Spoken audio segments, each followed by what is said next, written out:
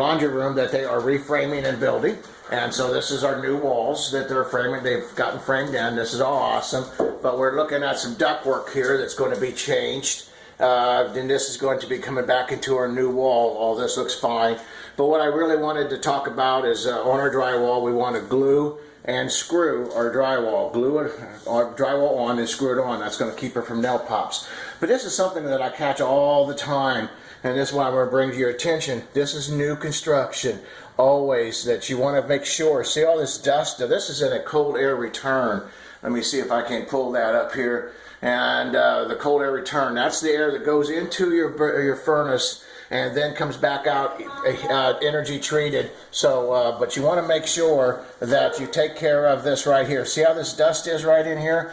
Make sure you get these cavities cleaned out before you drywall it in. See all this dust in here? So they come in here and that dust goes right into your furnace. So make sure you take care of that. Make sure you glue and screw our drywall on. This looks like everything's coming along fabulous on this job. I hope that you enjoyed our videos. Thank you so much. And if you're looking for a good quality construction inspection, give us a call. Galloway Building Services, GBS. We are the highest rated referred company in the St. Louis region. Thank you and have a great day.